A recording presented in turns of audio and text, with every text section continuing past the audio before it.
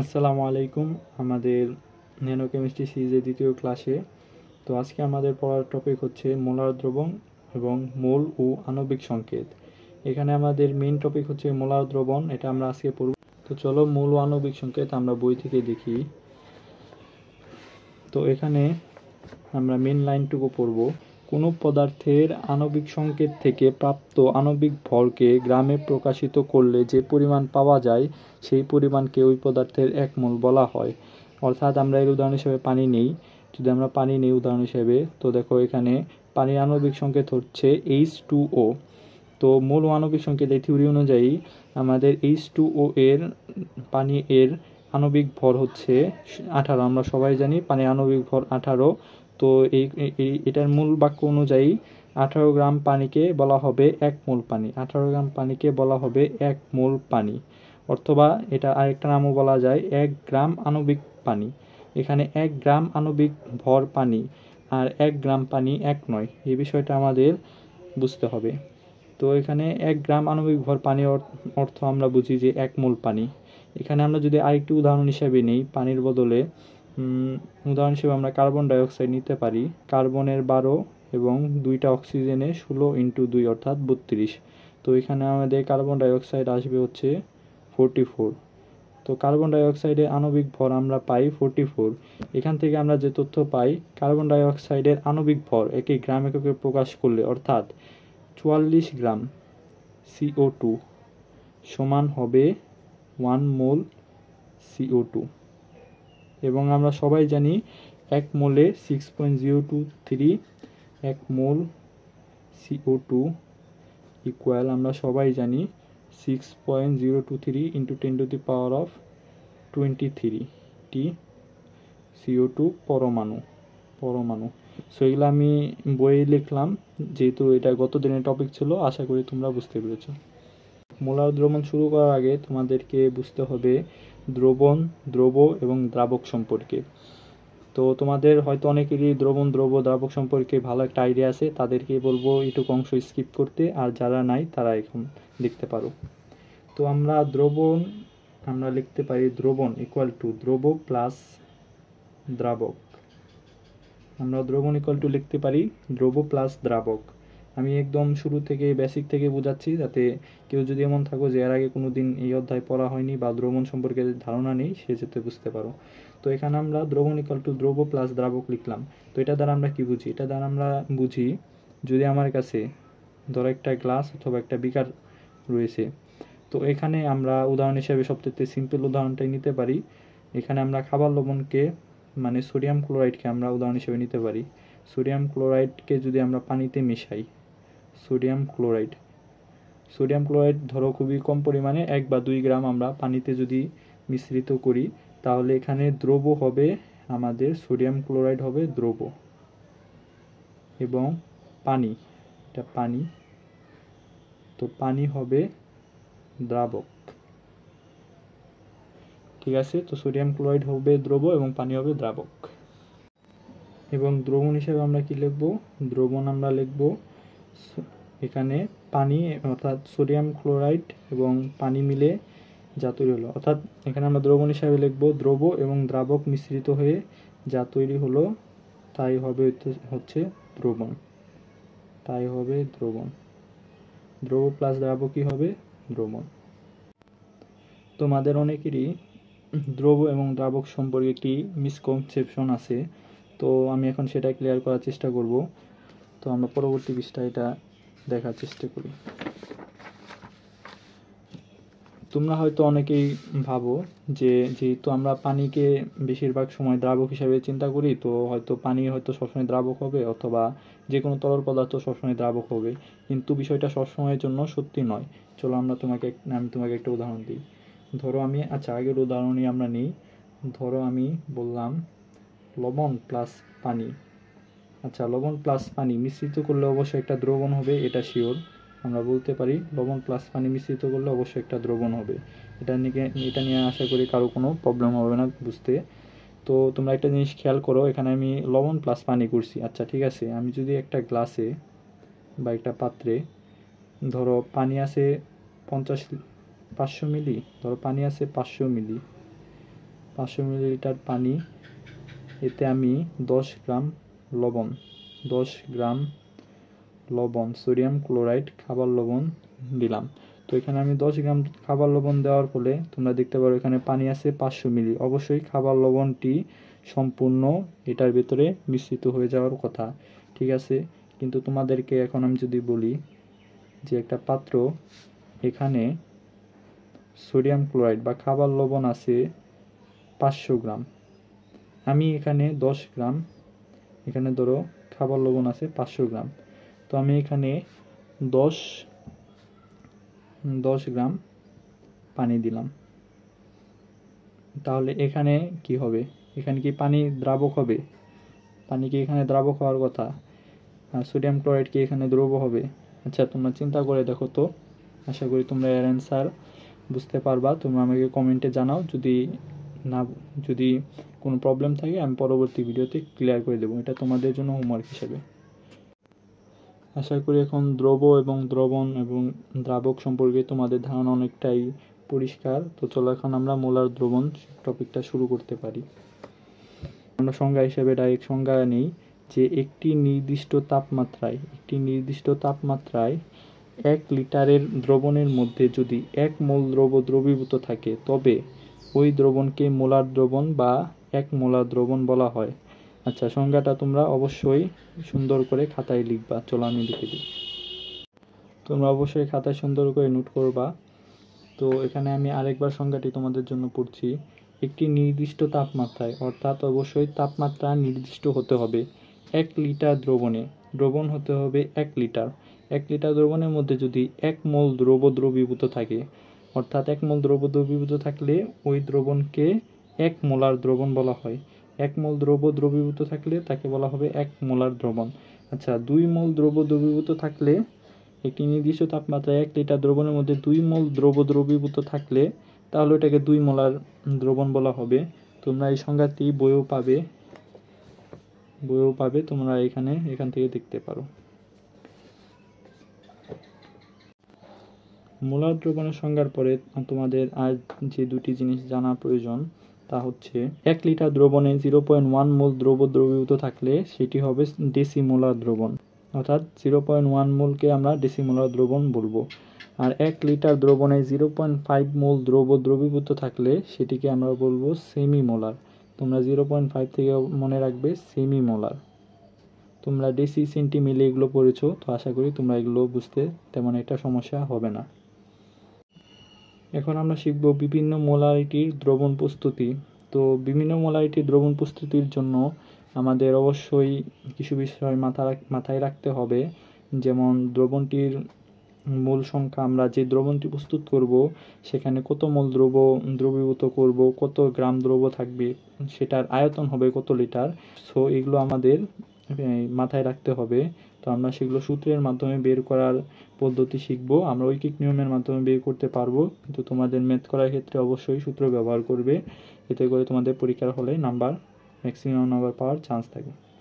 তো আমরা সূত্র হিসাবে দেখতে পারি, আমাদের বইয়ে যে সূত্র দেওয়া আছে W=, আমরা প্রথমে সূত্র শিখব, তারপর সূত্রের প্রমাণ শিখব, এরপর আমরা বইয়ের উদাহরণের ম্যাথ করব। তাহলে আমাদের বেসিক ক্লিয়ার হবে এবং একটা অধ্যায় শেষে আমরা এই অধ্যায়ের ওপর অবশ্যই বোর্ডের সিকিউ করব।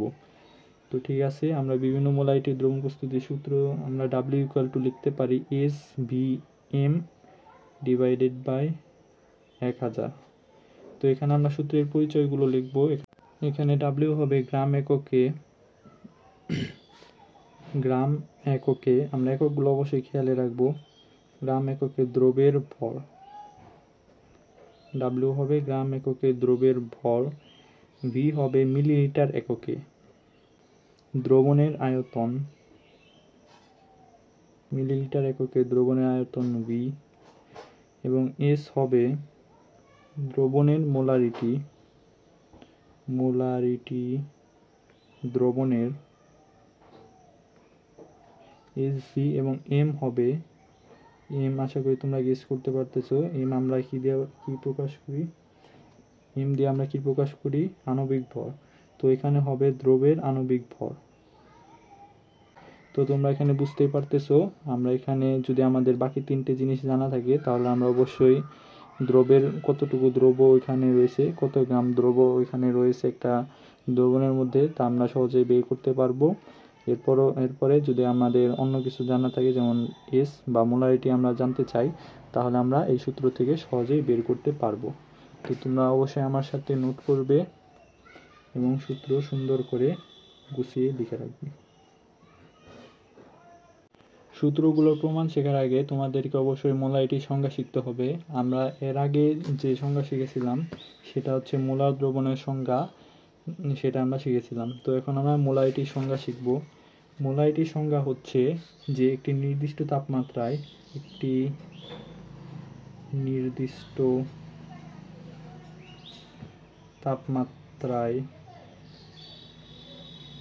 এক লিটার দ্রবণে একটি নির্দিষ্ট তাপমাত্রায় 1 লিটার দ্রবণে, অথবা আমরা এখানে বলতে পারি প্রতি লিটার দ্রবণে যত মোল দ্রব্য দ্রবীভূত থাকবে, যত দ্রবণের মোলারিটি বলে থাকে ওই দ্রবণের মোলারিটি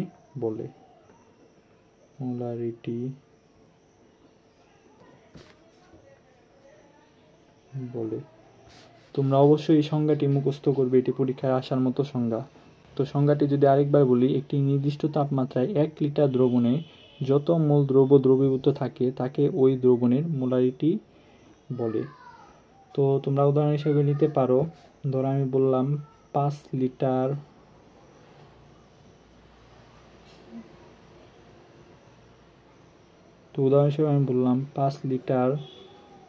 দ্রবণে 2 মোল লবণ ধরো 5 লিটার দ্রবণে 2 মোল লবণ থাকলে এর মোলারিটি আমরা বের করতে পারি ঐকিক নিয়মের সাহায্যে। যদি আমরা করি যে 5 লিটারে 2 মোল লবণ আছে, সুতরাং 1 লিটার দ্রবণে থাকবে অবশ্যই 2/5 মোল লবণ। তাহলে এর মোলারিটি আমরা যদি দশমিকে লিখি 2/5 = 0.4, তাহলে 5 লিটার দ্রবণে, অর্থাৎ এই দ্রবণের মোলারিটি আমরা পাবো এত 0.4। একে আমরা মোলার একক দ্বারা প্রকাশ করি, M for molar, MOLAR molar. তো ঠিক আছে, আমাদের সংজ্ঞা শেখা শেষ। এখন আমরা সূত্রের প্রমাণ দেখব। এই সংজ্ঞাকে আমি সূত্রের মাধ্যমে লিখতে চাইলে S = N/V এটা লিখতে পারি। আচ্ছা, আমরা এই সূত্রের সংজ্ঞা শিখছি, আমরা এই সূত্রের প্রমাণ শিখছি। তো আমরা দেখো এটাকে আমি এভাবে লিখতে পারি। এখানে দেখো আমি সেম কাজটি করেছি, যে মোল সংখ্যাকে তার লিটার সংখ্যা দ্বারা, দ্রবণের লিটার দ্বারা ভাগ করছি। সো এখানে লিটার এককে ছিল, তো এখানে ভি লিটার এককে। তো আমরা এটাকে মোলারিটির সংখ্যা হিসাবে লিখতে পারি, এভাবে মোলারিটির সূত্র হিসাবে এটাকে আমরা লিখতে পারি। তো এখান থেকে আমরা একটু কাজ করব। তোমরা দেখো আর গুণন করে দিলাম, ভি ইন্টু এটা লিটার এককে এল, এটা আমি না লিখি, তোমরা মাথায় রেখো। সো ঠিক আছে, এখানে আমরা এখন ওই সূত্রের প্রমাণ শিখতেছি। তো আমরা এখানে মোল হিসাবে আমরা মোলের আরেকটি সংখ্যা শিখেছিলাম, W/M, অর্থাৎ গ্রাম এককে দ্রব্যের ভর ডিভাইডেড বাই আণবিক ভর, এবং আমাদের এখানে যথারীতি S/V রয়ে গেছে। তো W = আমরা লিখতে পারি SVM। তো এখানে W = আমরা SVM লিখতে পারি, কিন্তু এই V হচ্ছে লিটার এককে। এখন আমরা অবশ্যই এটাকে, যেহেতু আমরা পূর্ববর্তী সূত্রে মিলিলিটার এককে শিখেছিলাম, তো এখানে আমাদের অবশ্যই এটাকে মিলিলিটারে নিতে হবে। তো আমরা এখানে যদি এটা মিলিলিটার এককে থাকতো, এটাকে লিটার নিতে অবশ্যই আমরা 1000 দ্বারা ভাগ করতাম। তাহলে আমাদের সূত্রটা দাঁড়াতো এরকম, W = SVM ডিভাইডেড বাই 1000। তো দেখো তোমরা সূত্রের প্রমাণ শিখতে পারলা কিনা। এখন আমরা উদাহরণের কয়েকটা ম্যাথ করব। তো চলো ম্যাথ করা যাক। এখানে দেখো তোমরা অবশ্যই প্রশ্ন উঠানোর ট্রাই করবা। প্রবলেম নাম্বার 1, চলো সমাধান করা যাক। তো এখানে আমি উত্তর হিসেবে লিখলাম। আচ্ছা, এখানে আমাদের প্রশ্ন আমাদের চেয়েছে 250 মিলিলিটার আয়তনিক ফ্লাক্সে 0.2 মোলার সোডিয়াম ক্লোরাইড দ্রবণ কিভাবে প্রস্তুত করবে। ঠিক আছে, আমি ম্যাথটি করার আগে তোমাদেরকে একটু জিনিসটা ভিজুয়ালাইজেশন করাতে চাই, তোমাদের একটু জিনিসটা কল্পনা করাতে চাই। তো দেখো এখানে কি বলছে, 250 মিলিলিটার আয়তনিক ফ্লাক্স। আমি ধরলাম এটা হচ্ছে আমাদের আয়তনিক ফ্লাক্স। এখানে 250 মিলিলিটার আয়তনিক ফ্লাক্স বলতে যা বোঝাচ্ছে, এখানে আসলে 250 মিলিলিটার দ্রবণের আয়তন হবে, অথবা তুমি পুরোটা কল্পনা করতে পারো 250 মিলিলিটার হিসাবে। ঠিক আছে, এখানে 0.2 মোলার সোডিয়াম ক্লোরাইড দ্রবণ প্রস্তুত কিভাবে করবে। তো এখানে প্রস্তুত কিভাবে করবে, অবশ্যই তোমাদের জানতে হবে যে কত গ্রাম সোডিয়াম ক্লোরাইডের প্রয়োজন। এটা থেকে তো আমরা বের করতে পারবো যে কত, মানে কিভাবে প্রস্তুত করবো, তাই না? সো চলো করা যাক। এখানে আমরা যেহেতু সূত্র ডাইরেক্ট শিখেছিলাম, W ইকুয়াল টু, আমি সূত্র দিয়ে করব, তোমরা চেষ্টা করবে ঐকিক নিয়মে করার। যদি না পারো তাহলে অবশ্যই, যদি করতে চাও না পারার পরও, তাহলে আমাকে কমেন্টে জানাবে, আমি ট্রাই করব অধ্যায় শেষে ওগুলো ঐকিক নিয়মে করে দেওয়া। তো আমরা সূত্র শিখেছিলাম W ইকুয়াল টু SVM। এখানে W এর পরিচয় কী ছিল? W ছিল আমাদের গ্রাম এককে দ্রবের ভর। তো এখানে আমরা এটাই বের করব। এখানে এস আমাদের দেওয়া আছে 0.2 মোলার, 0.2 মোলার। ভি দেওয়া আছে 250 মিলি ইন্টু এম। এম এখানে আমাদের বের করতে হবে। তো চলো বের করি। সোডিয়াম ক্লোরাইডের এম কত? তোমরা জানো সোডিয়ামের ভর সংখ্যা কত, বলো? অবশ্যই 23 প্লাস। ক্লোরিনের ভর সংখ্যা আমরা জানি 35.5। তো এখানে আমাদের যোগ করলে আসে 58.5। এখানে আমাদের মোলার ভর আসবে 58.5 ডিভাইডেড বাই 100। তোমরা অবশ্যই না বুঝলে আমাকে প্রশ্ন করতে পারো, এবং তোমরা ট্রাই করবা, না বুঝলে হাল না ছেড়ে পরবর্তীতে আরও বেশি করে ম্যাথ ট্রাই করার। কয়েকটা করার পর তোমরা দেখবে এমনিতেই বুঝতে পারতেছো। তো এখানে আমাদের ডাব্লিউ কত আসে দেখো। এখানে আমাদের 0.2 ইন্টু 5 ডিভাইডেড বাই 1000। তো দেখো এখানে আমাদের অ্যান্সার হিসেবে আসে 2.925 এত গ্রাম। অর্থাৎ তোমরা বাংলা এভাবে লিখতে পারো যে 250 মিলিলিটার আয়তনিক ফ্লাক্সে 0.2 মোলার সোডিয়াম ক্লোরাইড দ্রবণ প্রস্তুত করতে আমরা 2.925 গ্রাম সোডিয়াম ক্লোরাইড মিশাবো, তাহলে আমাদের দ্রবণটি প্রস্তুত হয়ে যাবে। ঠিক আছে, এটি একটি বইয়ের ম্যাথ ছিল, এবং তোমরা পরবর্তীতে আমরা একেবারে অধ্যায় শেষে এসএসসির সিকিউগুলো করব। আমরা আরও কিছু প্রবলেম সলভ করব। তো এখানে আমি প্রবলেম 2 লিখতেছি। তোমরা আমার সাথে অবশ্যই প্রশ্ন উঠাবা, এবং পরবর্তীতে এই খাতা রিভিশন দিলেই, তোমার পরীক্ষার আগের রাত্রে এই খাতা রিভিশন দিলেই হয়ে যাবে। তো লেখো 0.75 molar sodium carbonate Na2CO3। Sodium carbonate দ্রবণের মধ্যে খারাপ হাতে লেখার জন্য সরি। কত গ্রাম? দ্রবণের মধ্যে 20 গ্রাম সোডিয়াম বাইকার্বনেট Na2CO3 দ্রবীভূত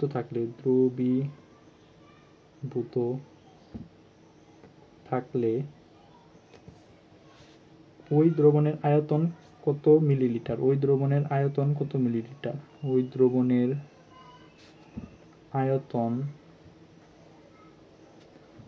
কত মিলিলিটার? তো এখানে তোমরা পরীক্ষায় ম্যাথ করার সময় তোমরা অবশ্যই লিখে নেবে যে দেওয়া আছে এস ইকুয়াল টু, আমি ডাইরেক্ট ম্যাথে যাচ্ছি। তো তোমরা আশা করি এখানে বুঝতে পারছো যে কি চেয়েছে। এখানে দ্রবণের আয়তন চেয়েছে। তো আমরা 0.75 মোলার এস, অর্থাৎ মোলারিটি দেওয়া আছে, এটা আমরা লিখবো দেওয়া আছে দিয়ে। তো এখানে এবং ডাব্লিউ ইকুয়াল টু দেওয়া আছে 20 গ্রাম। আচ্ছা, এখানে আমাদের বলছে আয়তন কত। আমরা জানি W equal to SVM divided by 1000। W equal to SVM divided by 1000, এটা আমরা জানি। তো আমাদের এখানে দেখো এম দেওয়া নেই, তো আমরা এম বের করে নিতে পারি। এম বলতে এখানে আণবিক ভর, তোমরা মোলার একককে বুঝো না। তো জানি সোডিয়ামের আণবিক ভর হচ্ছে 23, দুইটা সোডিয়ামের 2 দ্বারা গুণ, কার্বনের 12, 16 ইন্টু অক্সিজেনের 16 ইন্টু এখানে যোগ করার পরে আমরা 106 পেলাম। এখন এখান থেকে আমরা সিম্পল আর গুণন পদ্ধতিতে বি বের করব। B equal to 1000 W divided by S M. তো দেখো এখানে আমরা মান বসিয়ে পাই 0.75 ইন্টু এম হবে 106। সুতরাং বি ইকুয়াল টু দেখো 1000 ইন্টু 20 ডিভাইডেড বাই 0.75 ইন্টু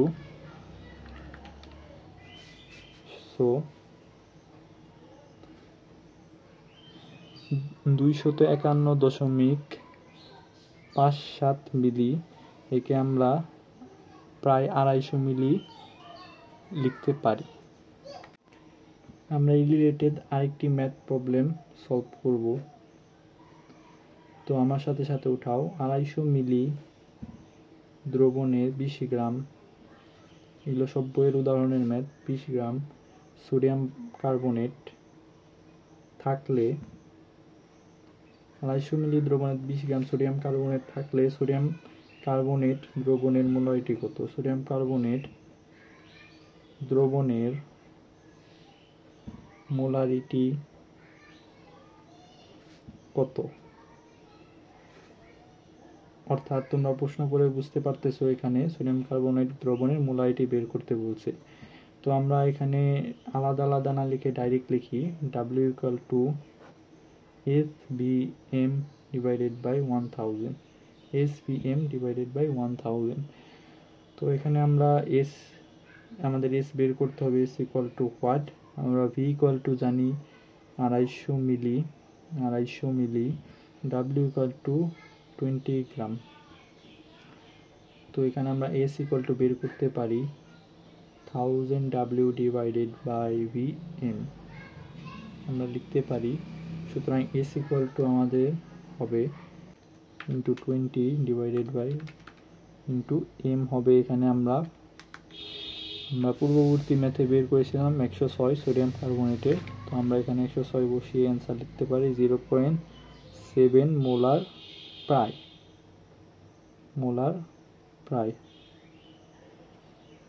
তো আজকে আমাদের এই পর্যন্তই থাকবে। তবে ভিডিওটি শেষ করার আগে তোমাদেরকে বলতে চাই, তোমরা অবশ্যই সবগুলো ক্লাস করবে এবং পরবর্তীতে তোমরা সিকিউ যে ক্লাসগুলো আমি দিব সেগুলো তোমরা অবশ্যই কমপ্লিট করবে। এরপর তোমরা নিজেরাই দেখবে তোমরা সবগুলো ম্যাথ করতে পারতেছো। তো তোমাদের এত প্যারা নেওয়ার দরকার হবে না। তোমরা শুধু ফুল ক্লাস মানে সম্পূর্ণ অধ্যায়ের ক্লাসগুলো দেখতে থাকো, বই থেকে রিডিং পড়তে থাকো এবং প্র্যাকটিস করতে থাকো। পরবর্তীতে ইনশাল্লাহ ভালো কিছু হবে। তো আজকের মতো শেষ করছি। আসসালামু আলাইকুম।